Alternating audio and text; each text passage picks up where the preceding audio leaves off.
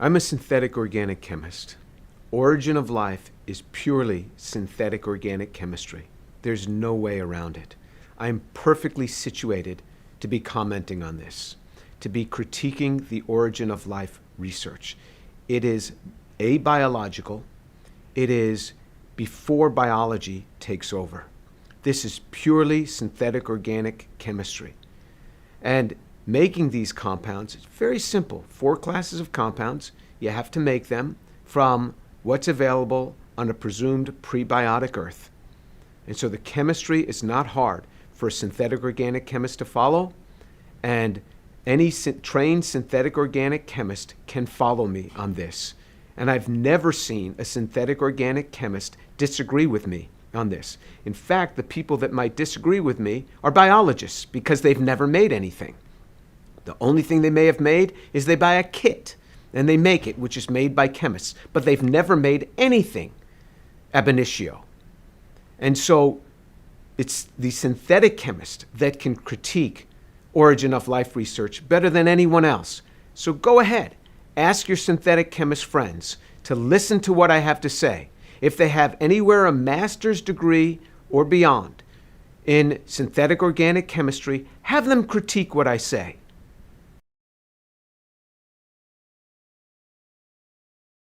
We do not know how to build even a simple bacterium. The simplest bacterium with its 256 protein coding genes, we have no idea how to build it. First of all, we don't know how to build the molecules, the 4 classes of molecules that are needed for it. We don't know how to, even if we had those 4 classes of molecules, assemble them even into the simplest of bacteriums. We don't know how to do that. One can do that with the technologies we have today. We can make technologies, but we can't even make the simplest bacterium. Anybody who would say something contrary does not know what they are talking about. Show me the demonstration. Nobody has ever done it. And it's not because of lack of effort. It's not because of lack of will. First of all, they haven't been able to get the molecules to do this. And if they could make the molecules, even if we were to give them the molecules, they wouldn't have the information. There would be no inherent information in the DNA. But even if we gave them the DNA in the structure that they wanted, they wouldn't know how to put all the components together because of the sophistication within a cell. The interactomes, meaning that the interacting connectivity between the molecules, the van der Waals interactions, all of these have to be in the right place and in the right order for a cell to function. We don't even know how to define life, let alone knowing how to spark it to begin.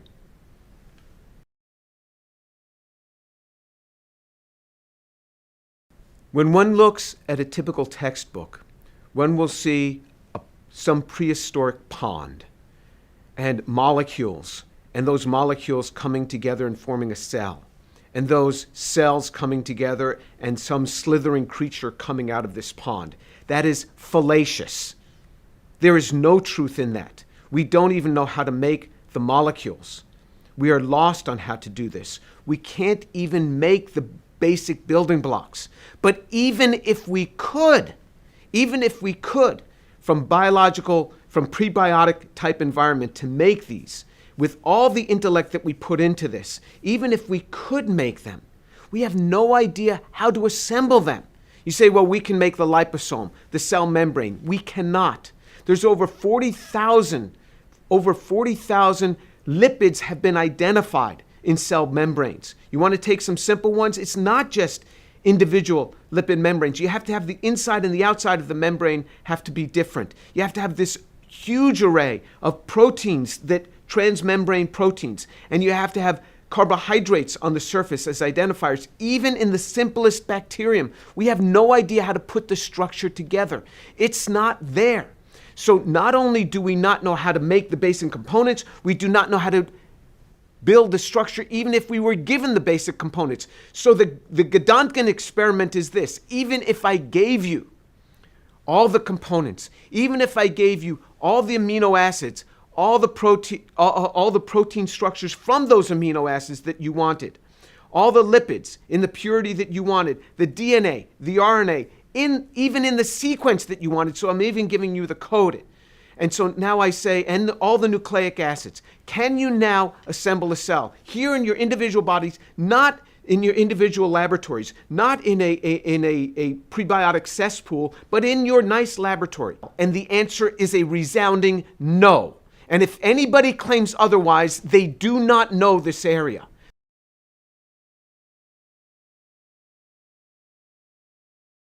This is how far the misunderstanding has gone. Even science professors, even biology professors, think that there is a near building of life, that we understand all the ways to build life. We do not. Not only have none of the molecules been made ab initio under prebiotic-like conditions to make the homochiral molecules that are made. Remember, we need 4 classes of molecules. We need the nucleic acids, and then the homochiral systems that for the amino acids, which then need to be built up into protein structures. We need the carbohydrates, which have to be built up into the polycarbohydrate structures. And then we need the lipids, which also are chiral. All of these we need in homochiral form. We don't know how to do this in any prebiotic type scenario at all. These have not been made. And then to assemble these into a cell, it's never been done. So there's a gross misunderstanding. And this misunderstanding has come because of the projections of those who work in the area of origin of life. They do one little thing and then they extrapolate it, and then they work with the press to ramp it up even more, and they project as if they really know it. And so the layperson reads this and says, you see, scientists understand. And then it's not just the layperson. Scientists think that other scientists understand all of this, but they do not. There's a great negative outcome of this beyond just leading the audience, leading the general public astray. What happens ultimately is you end up with 100 million people in the United States that no longer believe this. And then you have the scientific elite saying, why is there 100 million people that don't buy into this? And that distrust will go beyond just that particular topic. It will extend into other topics. And so it yields a distrust of science.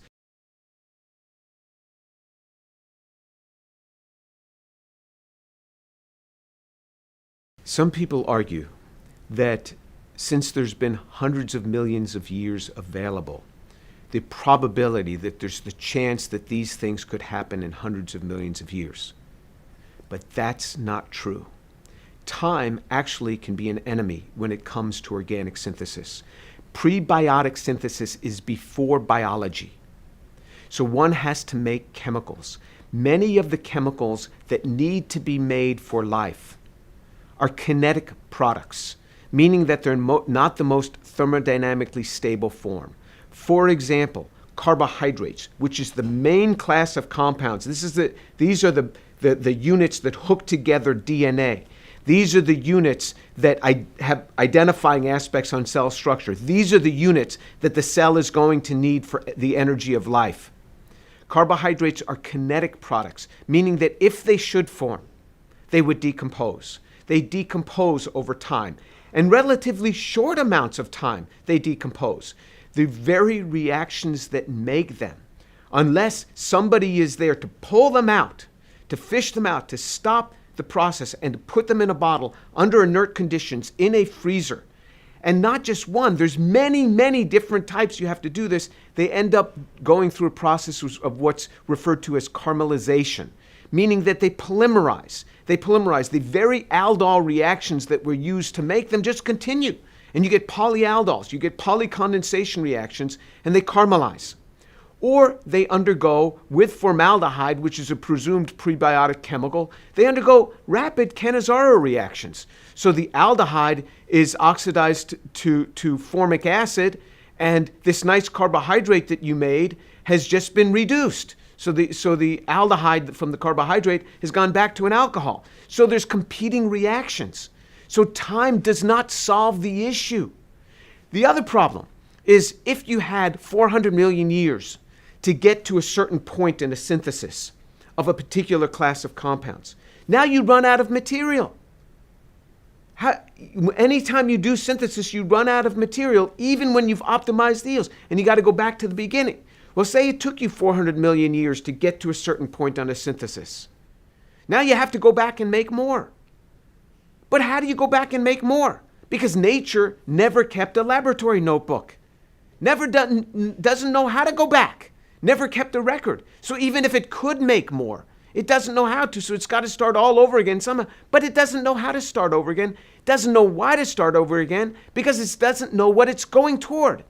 So if you look at it, people have been trying for a long time. If we just take Miller-Urey as the first example, where Miller and Urey took some basic chemicals that are presumed on a prebiotic earth, hydrogen cyanide, formaldehyde, and CO2, and they put those across a high voltage, simulating lightning, you can get some racemic amino acids out of those. But those racemic amino acids were racemic. Okay, that was in 1952. That was 2/3 of a century ago.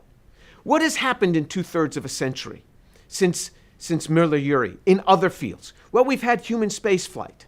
We have satellite connectivity. We have the internet. We have the entire silicon era of microchips, and we have computer technology. We have all of this. In the same 66 years, 2/3 of a century, we are still exactly where Miller and Urey were. We make a barrage of stereo-scrambled chemicals, nowhere close to even knowing how to make them and hook them together. They got to get hooked together in the proper order. We are clueless on this, clueless, because time doesn't solve this. Even with all our ingenuity, time is not going to solve the problem. You let these chemicals that have been made, you let them sit around, even for months, and you can look even in the origin of life researchers themselves. When they've let these go for weeks, they show the degradation of these in a period of weeks. Weeks is the twinkling of an eye when it comes to prebiotic timescales. The chemicals decompose. The environment for the chemicals, environment rich in ammonia, is going to turn carbonyls into imines. These are going to cause further destruction. The ammonia environment itself is quite basic. You're going to have extended aldol reactions coming on. So to think that the molecules could be made and sit there waiting for other molecules to come in, it doesn't happen. Organic chemistry doesn't work that way. Any student that is lazy enough to set up reactions and like to go home for the weekend without working them up pays the price for that, with a depressed yield generally. As soon as the reactions are done, or as soon as what you want is the optimized yield, you have to stop that reaction, get it away from the starting materials, or else what happens is it goes on to polymerized product. Especially when you're making kinetic products, which is not the thermodynamically most stable product, which is exactly what you get in many of the chemicals that are needed for life. So time is actually the enemy.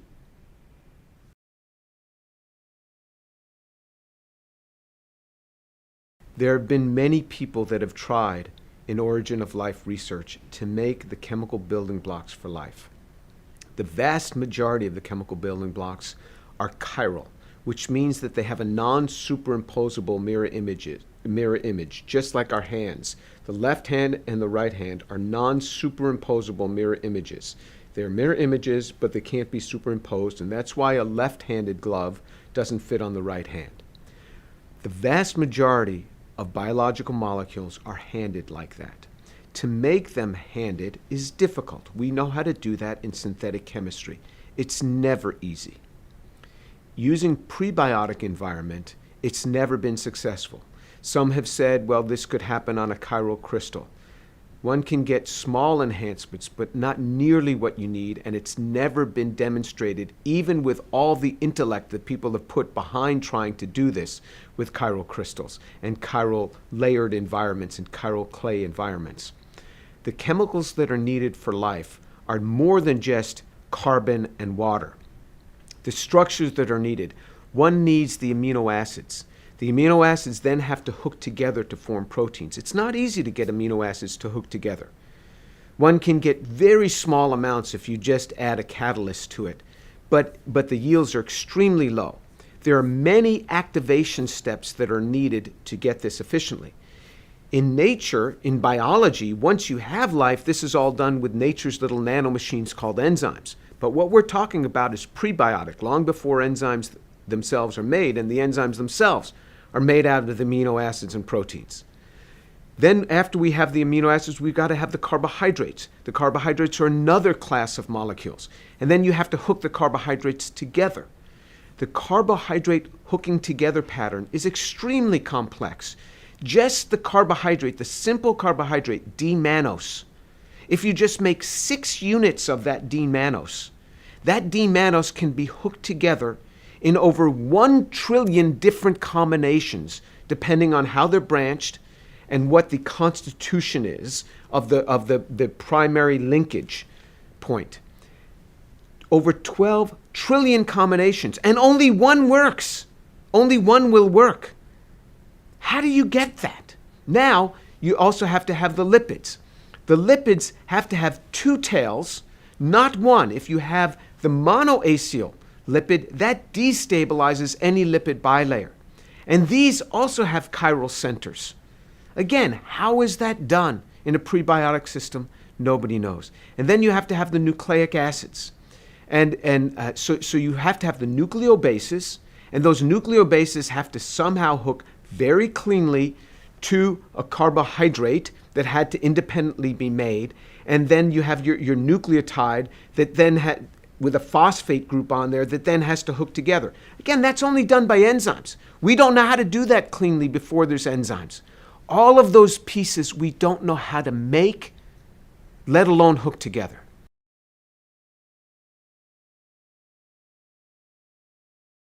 Some might suggest that there are certain laws that we don't yet know, undefined laws, that would dictate the origin of first life. It's very hard to comment on something that we don't know anything about. However, one would have to have law upon law upon law upon law, one after another, to make the requisite molecules needed for life, and then to have those requisite molecules assembled. Because even if one had the molecules, which is very hard to do, how do you do the assembly? We don't know how to do that. Now, if there's some law to do this, remember, just the interactome, just the protein-protein interactions within a single yeast cell, the 3,000 proteins, it's 10 to the 79 billion power on the possible combinations of just the interactome.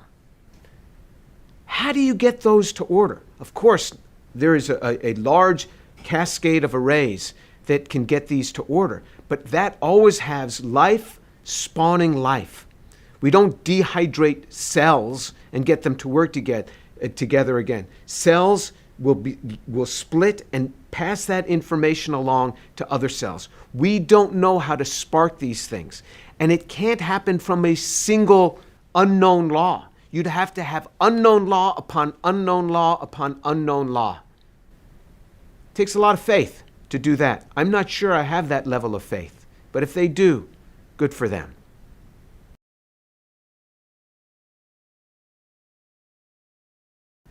Every year we understand more about the complexity, so we are more befuddled now than we were in 1952, because we found that this is not just a massive protoplasm, highly complex environment. So when a cell wants to move material from point A to point B, it's a factory. You go to a factory, what do you see? You see these overhead carriers carrying machined parts from point A to point B. That's exactly what happens in a cell. You want to carry material from point A to point B, a microtubule will form between point A and point B. And then materials will transfer across that. But then what happens is that microtubule then dissolves and then is reconstructed somewhere else where you need other material transferred between any other 2 points. Why does a cell go through this? Because if it kept all of those microtubules in place, it would become too rigid and it couldn't function, and it would run out of the building blocks to build more microtubules. So it has the ability to morph its structure of its factory on the fly, something we don't even know how to do. The complexity of this is so grand. And the complexity becomes more and greater every day when we start understanding the complexity of the interactome, which is not merely protein-protein. You have protein-DNA interactions, the interactomes between these, the van der Waals interactions between these, the non-covalent bonds, just the way these two interact. And information is passed through these non-covalent interactions. Information is passed through something that physicists call virtual photons. The complexity is so great, and it gets harder every year. So in many ways, we're getting further from understanding origin of life every year once we understand the greater complexity of the cell.